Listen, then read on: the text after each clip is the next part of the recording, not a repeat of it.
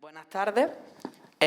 Por tercer año consecutivo, las Jornadas del Siglo de Oro dedican una actividad al diálogo que se establece entre los textos clásicos y las universidades, concretamente las aulas de teatro. Bueno, en la universidad, los que estudian filología hispánica o inglesa, pues estudian literatura, estudian a Shakespeare, a Lope de Vega, pero siempre se estudia desde un punto de vista teórico. Entonces, las aulas de teatro son como el espacio en el que los alumnos pueden estudiar a estos autores a través de la práctica. Para eso, hoy tenemos el privilegio de estar con Roberto Salgueiro, que dirige el aula de teatro de la Universidad de Santiago de Compostela desde el año 1990. Así que seguro que tiene mucho que enseñarnos. Sí, habéis quedado todos petrificados. Yo solo llevo 3 años, no sé si llegaré tan lejos. Y bueno, Roberto Salgueiro, además de dirigir el aula de teatro de la Universidad de Santiago de Compostela, él es dramaturgo, ha ganado varios premios y además es ensayista e investiga sobre el teatro. Buenas tardes, sí. Roberto. Hola, buenas tardes. Bueno, pues sí, parece que soy un clásico. Bueno, muchísimas gracias por la invitación. Cuando Noelia se puso en contacto conmigo ya el año pasado y conseguí escaquearme, pues este año ya no he podido.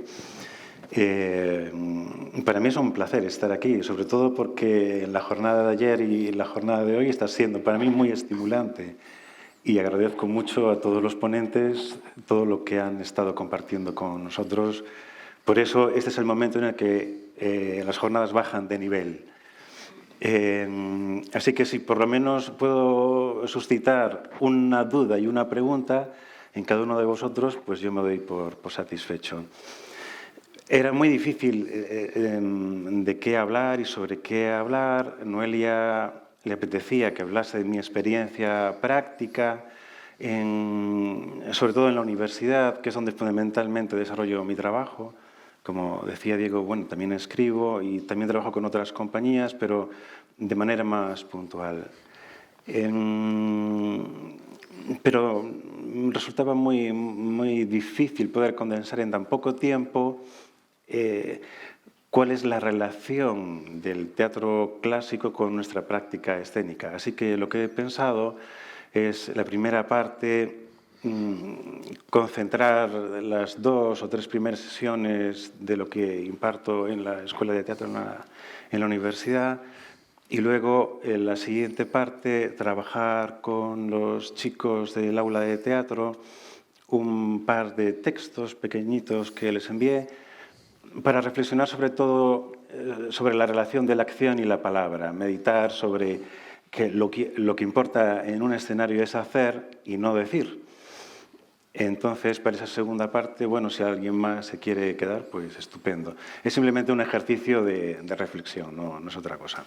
Bueno, yo también soy muy chapas, entonces tú me vas pasando el tiempo. Yo voy a cortar, no te preocupes. Vale. Cuando vea que no... Y si veo que el público se está aburriendo en algún momento, te digo que cambie de... Y si en algún momento queréis parar y preguntar cualquier cosa o corregir, pues también está bien. Bueno, a ver, que además esto que voy a hacer realmente no tiene demasiada relación con el título de lo que aparece en el programa, pero la relación práctica que tengo en la universidad con el mundo del teatro clásico, pues ha sido trabajar con textos de Molière, Goldoni, Shakespeare y Lope de Vega. No es un mundo literario con el que trabajemos mucho, con el que hemos trabajado mucho a lo largo de estos 27 años, pero siempre ha sido una referencia en nuestro trabajo. Desde mi experiencia, hablo desde mi experiencia, este tipo de jornadas, como las de Almería, como Festival de Almagro y otras citas que sobre todo se desarrollan durante el verano, es el momento en el que nosotros como público podemos acceder a qué visiones escénicas se desarrollan pues, sobre textos de Lope, de Calderón, de Moreto, etc.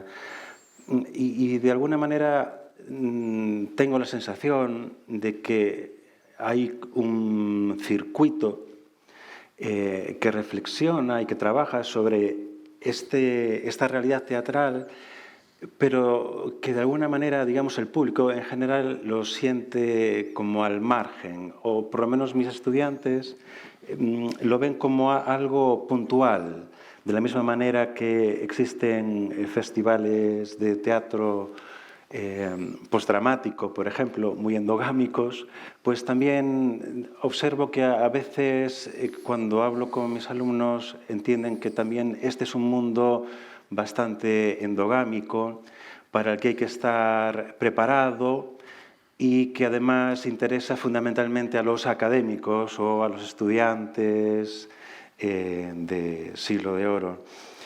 Y precisamente, aunque no son autores sobre los que trabajo, sí los uso siempre como punto de partida para reflexionar sobre lo que es el teatro, porque el punto de partida del teatro es este, precisamente.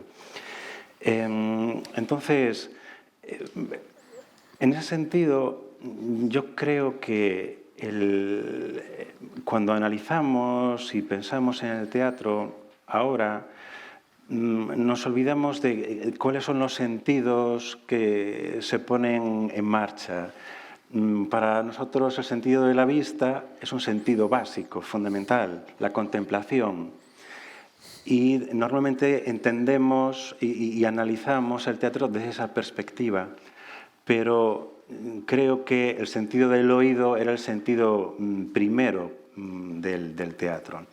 Y en ese sentido, bueno, la arquitectura teatral es fundamental, es lo que condiciona, desde mi punto de vista, cómo se concibe el teatro, cómo nace el teatro y cómo la tendencia logocentrista es la que impera, con razón, a lo largo de la historia, pero que lamentablemente se sigue imperando durante el siglo XX y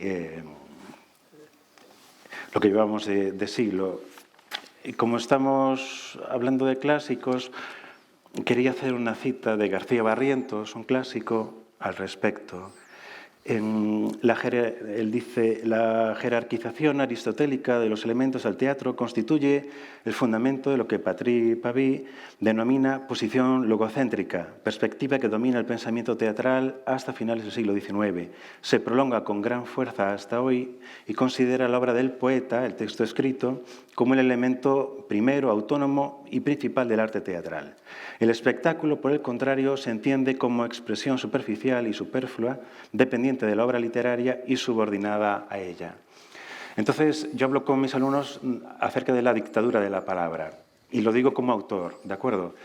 La dictadura de la palabra en el sentido de esa preeminencia de lo que se está diciendo, de lo que importa es el texto literario.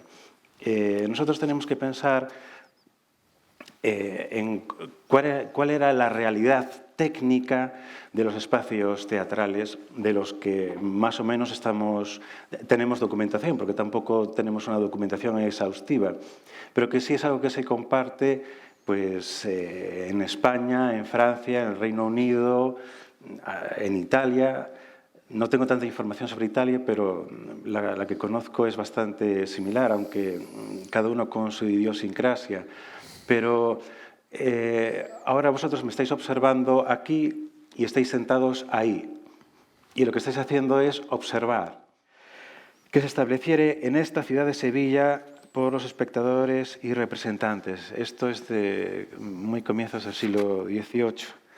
Y en la reglamentación, entre otras cosas, para que tengamos así presente esto que acabamos de comentar, por ejemplo, el punto 3 dice que haya de asistir y auxiliar al juez que presida el teatro tropa militar y ministros de justicia, en el número que se juzgare proporcionado para el buen orden, quietud y arreglo del coliseo, y castigar y corregir a cualquier clase de personas, imaginaos, ¿no? Punto 4, que la tropa y ministros se hayan de repartir y apostar a arbitrio del juez en todas las puertas, escaleras y patio. O sea, control absoluto. Bueno, el punto 10 es muy divertido, no tiene nada que ver con esto, pero que no se ha de fumar tabaco en parte alguna del teatro para evitar la molestia de los concurrentes, ¿no? El punto 13, que ningún hombre hable desde el patio con las mujeres que estuvieran en la cazuela. El arte del actor nace, y donde el actor se convierte en un creador, y el director se convierte en otro creador, en un intérprete del texto. Y entonces, ahí es donde se produce esa situación de contienda entre la palabra dramática y la palabra teatral. ¿Cómo interpretar ahora? ¿Cómo defender mi trabajo en un escenario tan amplio y en esta nueva realidad? De repente el actor descubre que tiene un cuerpo. Antes no sabía que tenía un cuerpo. Sabía que el cuerpo era un elemento que ayudaba a explicar el texto. Pero de repente el actor empieza a comprender que el cuerpo es una herramienta de trabajo. Porque la palabra nace del cuerpo. Es el cuerpo quien la emite. A partir de su posición en escena, nosotros proyectamos y trabajamos esa voz, ese personaje, ¿de acuerdo? Entonces, la teoría de la interpretación empieza a evolucionar y a lo largo de todo el siglo XIX y el siglo XX, bueno, conocéis perfectamente, ¿no? Y ahí es donde se produce esa lucha entre texto y teatro, entre qué decir, cómo decir. Antes, bueno, por la mañana y en la exposición anterior, hablábamos de si el teatro es para ver o si el teatro es para leer. Todavía se sigue debatiendo sobre eso, lamentablemente, desde mi punto de vista. Y los precedentes, precisamente, son estos. Entonces, cuando hablamos de es que es difícil hacer Lope, o es difícil hacer Tirso, o es difícil hacer Molière, porque qué texto. Y además en verso, ¡buf!, qué complicado. Pero hacer Rodrigo García es súper fácil, porque decir joder, hostia, puta, en escena, ¿no? O joder, ¿no?, que es su leitmotiv, cada cierto tiempo, es súper fácil. Eso es muy fácil. Decir a Rodrigo García es muy fácil. Decir a Heine Müller, bueno, sí, es fácil. Podemos hacer otras cosas, pero lo podemos enfrentar. ¿Por qué? Porque la palabra me está dando esa información que yo tengo que buscar aquí dentro. La casa de Bernarda Alba. La casa de Bernarda Alba es facilísima de hacer, porque todos sabemos lo que quiere decir, todos entendemos el texto, porque además el texto, imaginemos que es este, está aquí publicado, lo tengo aquí publicado, y las palabras me dicen la verdad. Yo lo que tengo que hacer es decir lo que dice el texto. Esa es la concepción vieja que no podemos, a la que no podemos dejarle sitio. Hay que ir haciendo sitio a otra manera de entender el teatro. Y esto que estoy diciendo, que parece tan simple, lamentablemente, aún a la hora de hacer la casa de Bernarda Alba, también sigue teniendo presencia, porque la palabra nos engaña como actores y pensamos que cuando Bernarda Alba grita y dice muerte, a hierro, que la quemen ahí a hierro, ¿no?, por ejemplo, pues lo dice claramente. Pero a lo mejor las intenciones, lo que hay por detrás, es otro discurso que nos interesa explorar. Y bueno, es sobre estas cuestiones sobre las que yo hablo con mis alumnos. Entonces, lo que yo les planteo es, bueno, es que hacer Lope de Vega no es que sea particularmente difícil. Es que lo que es difícil es hacer la casa de Bernarda Alba de otra manera. no radiar la casa de Bernarda Alba. Ese ejemplo siempre lo pongo. Digo, lo que estás haciendo no es interpretar, lo que estás haciendo es radiar. Para lo que estás haciendo, apago las luces, como aquellas luces que apagamos antes, escucho tu texto y me puede gustar, pero aparte de escuchar, quiero ver qué es lo que me quieres contar, qué me quieres contar con tu cuerpo. Entonces, la poca experiencia que tengo, solamente puedo hablar de la poca experiencia que tengo, al hacer teatro clásico, lo que siempre he observado es que cuando un actor se enfrenta a un texto clásico, primero es un respeto absoluto. Bueno, me expliqué mal. Respeto absoluto hay que tenerlo siempre. Es una beatificación del texto, un miedo, esto es algo intocable para lo que hay que estar especialmente preparado. Solamente está el acceso de unos privilegiados que han estudiado cómo interpretar esto. Esto no es para todos, solamente para unos bendecidos. Esa distancia es terrible, porque de esa manera es como hacemos que el teatro que queremos que se vea, no se vea. Entonces, lo que yo les planteo es, bueno, a lo mejor lo que tú me estás contando ahora es un recitado, yo no quiero que recites nada, no me interesa eso. Lo que me interesa es qué es lo que me estás diciendo con tu cuerpo. ¿Cuál es tu posición en escena física en relación al texto que tú estás desarrollando? Cuéntamelo con tu cuerpo. Escucha el silencio, por ejemplo, ¿no? Que es algo que se ganó también en esta batalla, o es una batalla sobre la que se lucha y que creo que debería ganar, que es la no presencia de la palabra en escena, tan necesaria para que la palabra exista, que tenga sentido, porque hay demasiada prisa por decir, demasiada prisa por relatar. Entonces el silencio nos explica, y en el silencio nosotros como actores existimos. Los compañeros que estáis aquí del aula de teatro y, bueno, compañeros de escena, pues sabrán que no hay peor cosa para un actor que quedarse en silencio en escena y ¿qué hago? ¿Y qué hago con mis manos? ¿Y cómo me muevo? Bueno, tranquilo, no pasa nada, no te preocupes. No, pero es que... Y puedo tener una copa, y puedo tener tal... Y de repente, oh, joder, las manos, ¿qué hago con las manos? Y no puedo tener una chaqueta con bolsillos, o no puedo...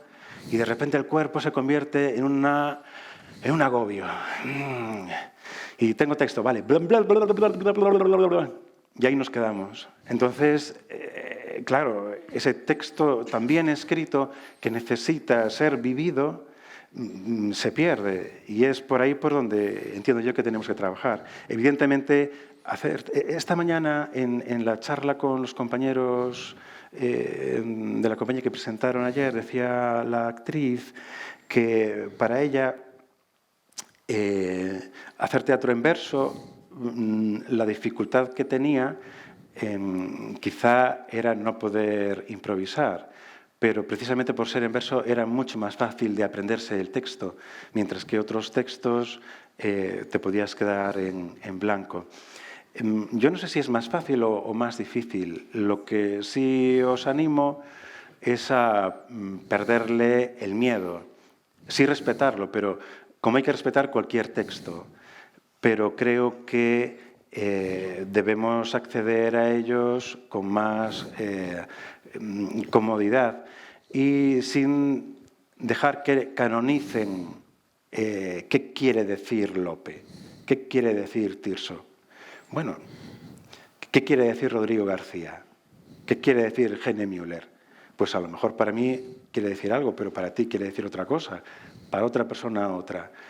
Respetar el espíritu, también se comentó esta mañana, ¿no?, acerca de Calixto Vieito. Me parece que es una reflexión muy interesante. Respetar el espíritu y saber qué es lo que se firma también, ¿no? Porque no es lo mismo decir El sueño de una noche de verano de Shakespeare que basado en El sueño de una noche de verano de Shakespeare, ¿no? Hay que ser siempre honestos y honrados con el trabajo que uno hace. Un estudio está publicado en el 2017, Lope de Vega y el teatro francés del siglo XVII. El autor, en la introducción, un estudio muy riguroso y muy bueno, Y él dice, el presente trabajo se ceñirá al estudio de la influencia de Lope de Vega en el teatro francés del siglo XVII, tal como aparece en los textos dramáticos, es decir, en términos de praxis teatral antes que de teoría. O sea, ahí en una línea ha confundido, bajo mi punto de vista, un montón de espacios que tienen relación, pero que hay que saber diferenciar. Y esto es algo sobre lo que todavía hoy debatimos y hablamos, ¿no? Y como hablamos del verso, esta cita de Liz Perales es del año 2000. Disculpad. Me parece muy elocuente. Cuenta Adolfo Marsillac en sus memorias que cuando se presentó en Buenos Aires con el primer montaje de la Compañía Nacional de Teatro Clásico, El médico de su honra, Miguel de Molina le dio la clave de lo que iba a ocurrir en un futuro al frente de la compañía. Mira, Marsillac, el teatro clásico no se hace así, le espetó el cantaor. ¿Y cómo se hace?, preguntó el director. Gritando. El teatro clásico se hace gritando. Respondió el artista. Marsillac continúa en su libro que lo que Miguel de Molina quiso aclararme fue que los versos tienen que declamarse, bueno, etcétera, etcétera. Precisamente esa declamación romántica y decimonónica era lo que Marsillac quería evitar, ¿no? Era en Guzmán de Alfarache, ¿no?, que habla del autor dramático cuando está escribiendo y cuando está ensayando lo que escribe y que echa espumarajos por la boca, ¿no? El énfasis, el grito, la pasión. Hay un italiano, Luigi Riccoboni, en 1730 y algo, ahora no me acuerdo, él escribe una historia del teatro europeo y habla de un actor español que conoce y le dice si puede recitarle algo. Entonces le recita algo, no dice qué autor era. Y entonces Luigi Riccoboni en esta historia dice que no entendió nada porque no comprendía nada, pero que percibía la intensidad y la fogosidad del intérprete, que era algo que se valoraba mucho en ese momento, el énfasis, ¿no? Y a mí me da la sensación de que aún hoy ese énfasis a veces tiene demasiado protagonismo, cuando no es necesario gritar, ¿no? Pero es que no es necesario gritar haciendo verso o haciendo cualquier otra cosa. Entonces, esas reflexiones que a veces se quedan como algo especial, algo propio del teatro clásico, a mí me parece que es un error, porque creo que son reflexiones que son perfectamente válidas para el resto de la praxis teatral. Y bueno, voy a acabar citando a Vicente Fuentes. Esta mañana también uno de los chicos hablando de ¿y cómo se dice el verso? No sé si es cómo se dice o cómo se interpreta. Y cómo se interpreta ya es otro mundo. Ahora, desde luego, el verso,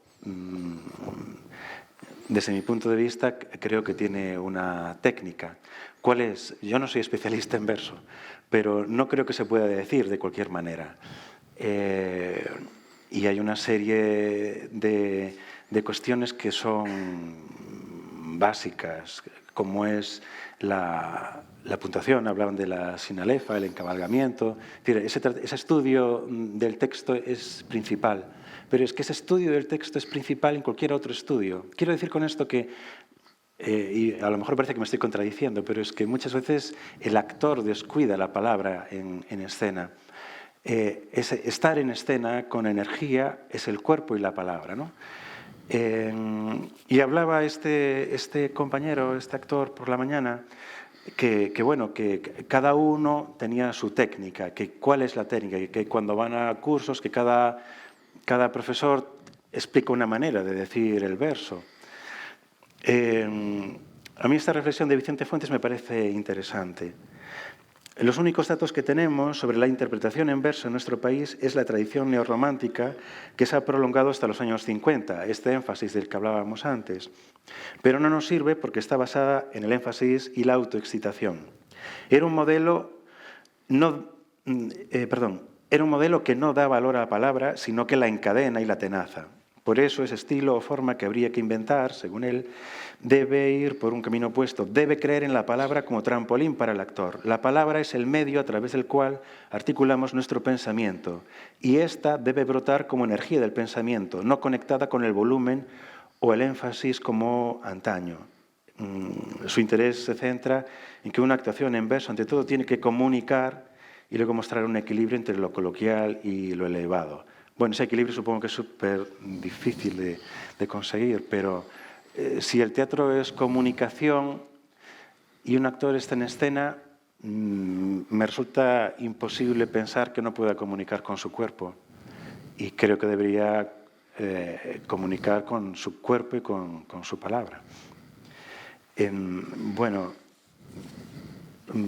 como me han dicho que no me alargase mucho, pues si queréis hacer alguna pregunta, y no sé si os ha resultado de interés, lo siento mucho, si ha sido... Yo creo que ha sido muy interesante porque yo me he tirado toda la mañana hablando de esto con mi compañera Pilar sobre los códigos teatrales y en la forma de interpretar hoy en día los clásicos.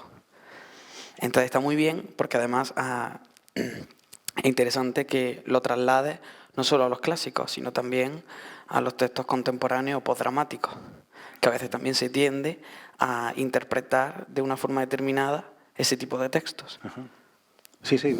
Bueno, aunque me parece que no tiene nada que ver, pero, por ejemplo, yo sí lo comparo mucho en las clases con el teatro postdramático, ¿no? Que, por lo menos, mi experiencia entre la gente más joven tiene un auge increíble. Y parece que, de repente, la palabra... no vale, no voy a decir absolutamente nada, pero es algo casi baladí. Y bueno, desde luego no es así. ¿Alguna pregunta?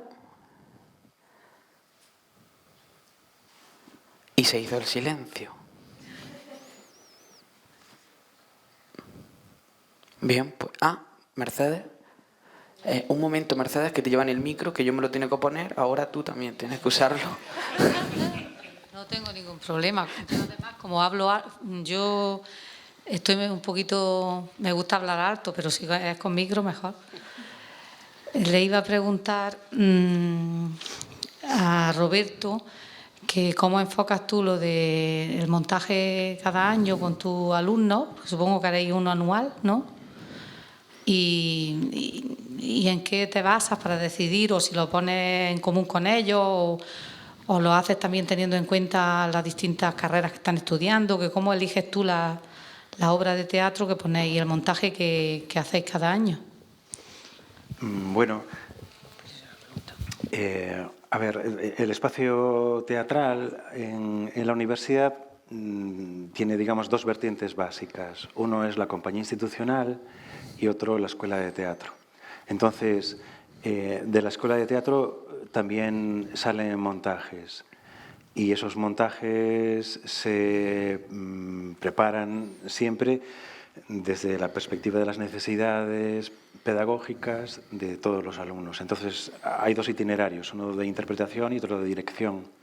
Los alumnos de dirección tienen que preparar unos proyectos que luego montan con los alumnos de interpretación. Y en ese caso, ellos tienen libertad absoluta de montar lo que quieran. Hombre, en la medida de lo posible, pues, y de lo que yo pueda, trato de orientarlos, ¿no? Porque a veces proponen textos muy difíciles para empezar, algunos proyectos, pero son propuestas que dependen exclusivamente de ellos.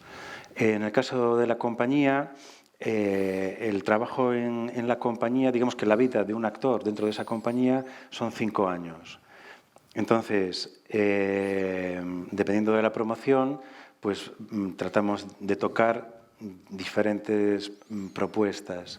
Algunas son, a ver, el punto de partida es estrictamente literario y otros no tienen por qué ser. Por ejemplo, el espectáculo de este año fue un espectáculo que se escribió mientras se investigaba sobre espacios sonoros y a partir de improvisaciones, ejercicios y trabajo de cuerpo y música se fue escribiendo un texto. Otros años, pues como he dicho, pues el burgués gentilhombre de Molière, por ejemplo, bueno, pues ese es el punto de partida y se decide ese texto en base a cuál ha sido la trayectoria de esa promoción, qué necesidades. Es decir, los alumnos no están 5 años haciendo siempre lo mismo. Entonces procuramos tocar diferentes palos. No sé si respondí. Sí. ¿Alguna pregunta por allí?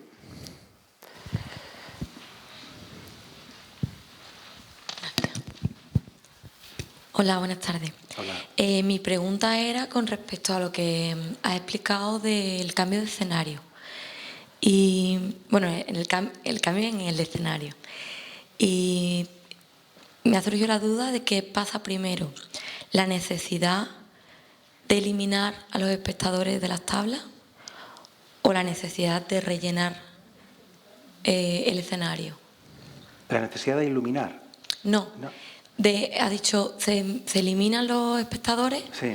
Y entonces es necesario rellenar el escenario, digamos, Sí, entendido que no sé si me condecorado. expliqué muy bien. Sí, quiero decir que de repente hay un espacio que existe y que está a disposición del actor.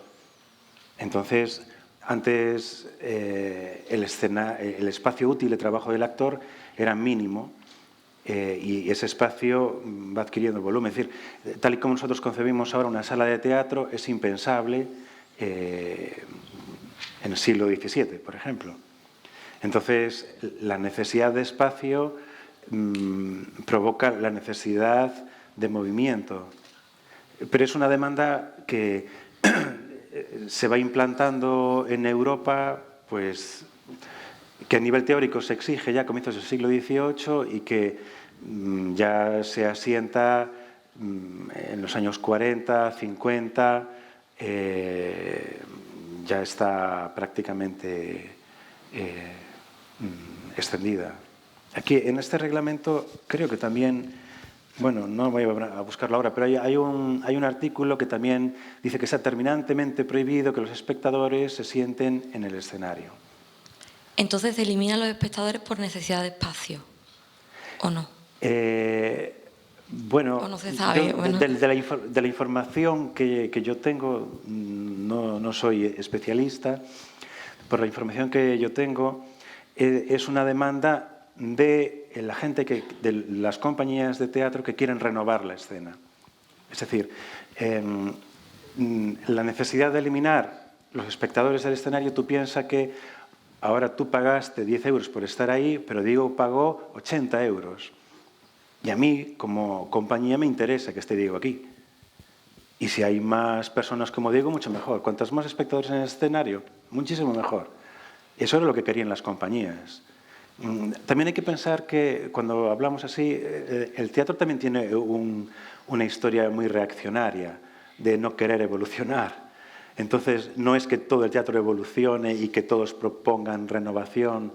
Se ha ido renovando el teatro, bueno, paulatinamente. Entonces, lo que ocurre, por ejemplo, en Francia, en la ópera, había hasta balaustradas, porque los espectadores interrumpían la acción escénica. Hay anécdotas de, vosotros pensad que estáis por ahí sentados, pero ahora Diego, si un compañero vuestro se rasca una oreja, nadie se va a dar cuenta. Pero ahora Diego se rasca una oreja y todos lo veis. Bueno, pensad en aquel momento, cuando el teatro se hacía de esa manera. Hay miles de anécdotas de nobles que entraban al escenario con animales, con perros, y si la obra no le gustaba, sacaban el perro, lo metían por ahí por el medio, y se armaba la gran fiesta. La obra se iba al tacho, pero este conde había pagado mucho dinero. Entonces, que eso pasa muchas veces en los pueblos, ¿no? Cuando se va a actuar, también suceden esas cosas. Bueno, yo creo que pasa en todas partes. Entonces, Pero la gente que está en contra de la gente que quiere renovar la escena y que busca la autonomía de la escena, es la que consigue que se eliminen los espectadores del escenario. Y bueno, de eso hay documentación escrita bastante amplia, sobre todo, ya digo, en Francia hay mucha